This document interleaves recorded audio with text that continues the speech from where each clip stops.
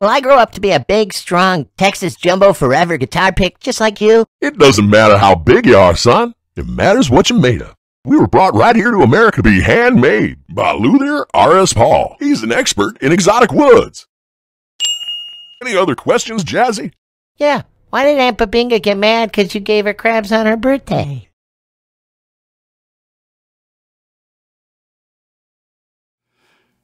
Analog and digital.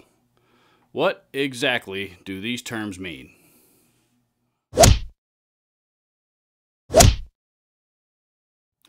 Thank you so much for joining me for another episode of Ask RGD. If you are new to Ask RGD, this being episode number 3, it's very possible you are new. The rules here are very, very simple. You ask me a question as it relates to guitar gear or the music industry or related topic, and I answer it in a video. Today's question came from a viewer, and I have to be honest that I think it came in a YouTube comment, and for the life of me, I couldn't find it to be able to post it on the screen or give that particular viewer credit. So if that viewer does happen to see this video, and I hope they do, please let me know who you are and where you left that comment, and I'll make sure to post it and give you the proper recognition here in the future video. That's my fault for not writing down where that comment came from or screenshotting it or something. But anyway, their question was, what exactly are analog and digital, at least as it relates to guitar gear? What specifically do these terms mean? I consulted my good friend, Mr. Google, for the technical definitions of these terms. And the definition for digital, and again, of course, there are several, says of signals of data, or it says of signals or data, expressed as series of the digits 0 and 1, typically represented by values of a physical quantity such as voltage or magnetic polarization. As it relates to guitar gear, that means pretty much absolutely nothing except for the 0 and 1 aspect, and I'll get to that here in a minute, or at least touch on it. Another definition says relating to, using, or storing data or information in the form of digital signals. Still not quite what we're looking for. Involving or relating to the use of computer technology. That is probably, of these definitions anyway, probably the closest that we're going to get, and really does make a fair amount of sense. Again, I'll explain here in a minute, in more in depth. Definitions for analog says 1. Relating to or using signals or information represented by a continuously variable physical quantity such as spatial position, voltage, etc. In other words, one continuous signal path, if you will. Another definition says not involving or relating to the use of computer technology as a contrast to the digital counterpart. So at least this is telling us that they are in fact opposites. When you go back to Science 101 back in school, digital means that if educators always like to use the example of a light switch. A light switch is either on or off, and as far as the signal goes, it's again on or off. That's all that you get, and not that that's all that you get, but it's either the signal is not passing or it is passing at a certain frequency, nothing in between. Versus analog, while you do still have those same 2 points, and and again relating it to a light switch would be more the dimmer switch, where you can set it at any different setting, anywhere from all the way off to all the way on at its brightest setting, and anywhere in between depending on where you turn the dial. So as far as the definitions themselves go, as it relates to electric signal or electronic signal, that's really the difference. In a guitar signal or a guitar pedal, what this really translates into is, a digital signal is going to be very, very precise in that we can, you can pinpoint exactly where it is and what it can do. An analog signal can fluctuate anywhere in between a set number of points, either on those points or again anywhere in between them. So to demonstrate, what the difference is here, analog signals and digital signals do sound better, or do sound different from one another. I personally don't think one sounds any better than the other. But okay, so for our purposes here, I am, just so that you know what, I have an idea what I'm running here. I have my trusty Marshall in a box, which I'm running into an actual Marshall for whatever reason, just because that's the pedal that I grabbed and I wanted to use. It's my trusty Tone City Model M distortion pedal, and for the purposes of this demonstration of analog versus digital, it didn't really, other than using the distortion tone out of it, it's not really going to bear any weight on what we're talking about here. And I've just got that running here into the front end of the JCM 900. The other two pedals, on the other hand, here are the Prophet digital delay on the left from TC Electronic, and also from TC Electronic is the Echo Brain analog delay.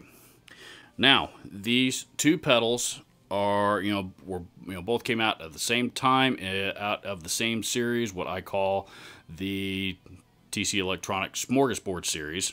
I call it that because that's how they advertised on their website when they came out. The series itself doesn't really have a name, but that's what I've always called them, and everybody seems to know what I'm referring to.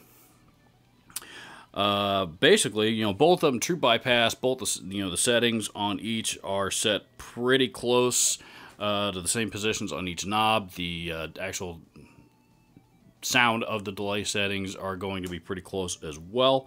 Virtually same controls, and an analog versus a digital version of the same pedal. So, the difference that we're going to hear, well, let's just hear it.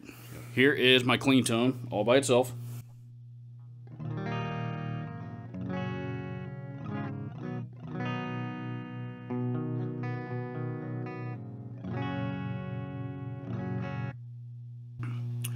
Now, let's try that again, but let's hear what it sounds like with the digital delay.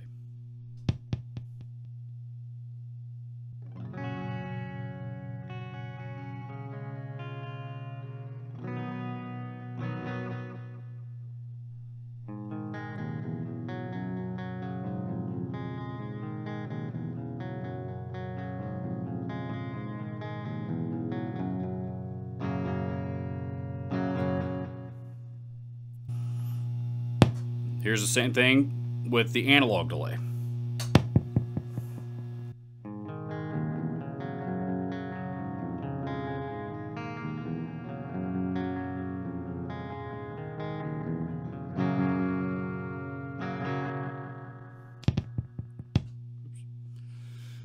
So, especially at the end of the delay as the trails roll off, I think is where you can really hear the most difference.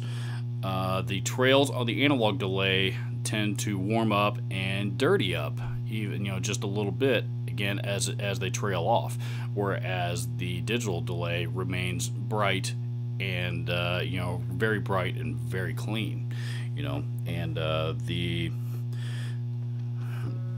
visually, the way, at least, I don't know if this is true or not, but but the way that I interpret that is because digital delay again has set points and set parameters that signal can travel, and in other words, very, very precise.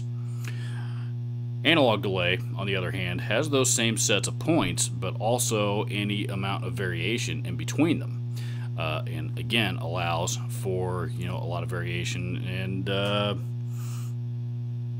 little bit of unpredictability, if you will. Again, the main difference between the two, though, analog analog seems to be a lot warmer and gets a little bit dirty.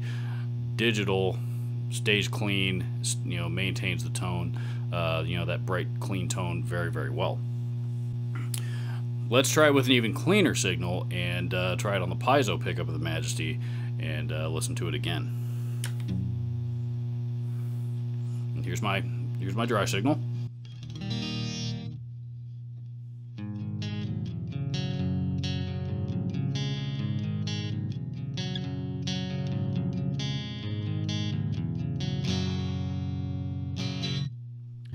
try it with the digital delay.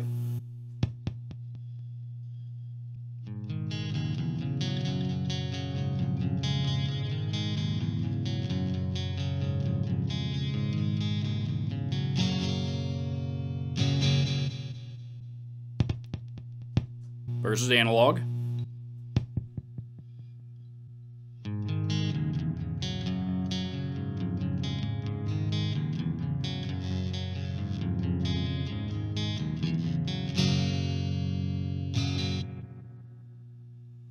Again, here it starts to dirty up and warm up as the trails roll off of the analog delay versus staying clean on the digital.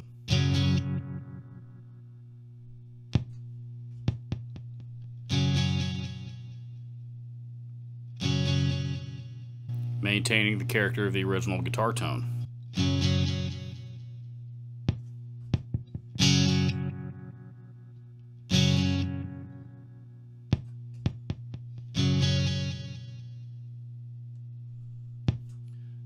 Now let's try the same experiment with some distortion.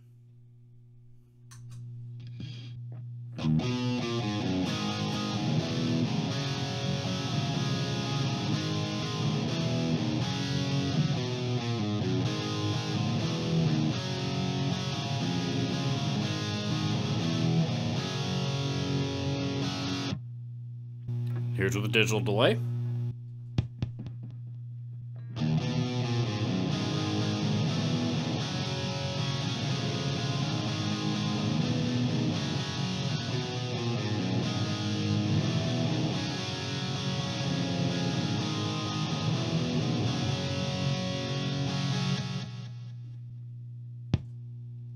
And here's the analog.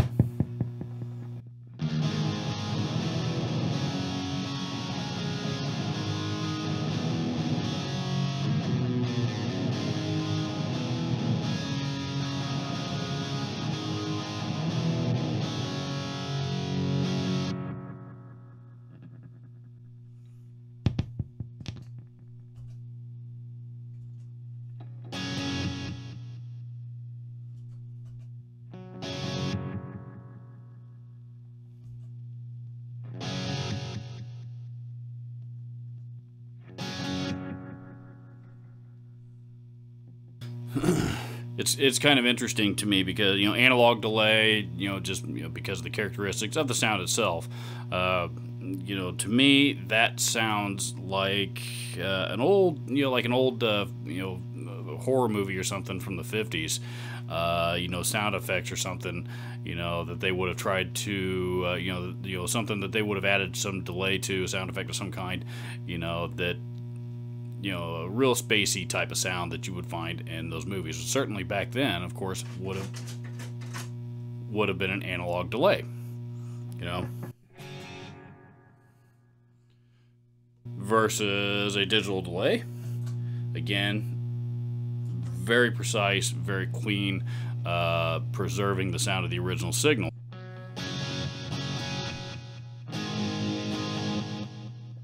To me it sounds like, George Lynch playing guitar in a stadium in front of thousands and thousands of people, and the sound bouncing off all the different surfaces within that particular venue.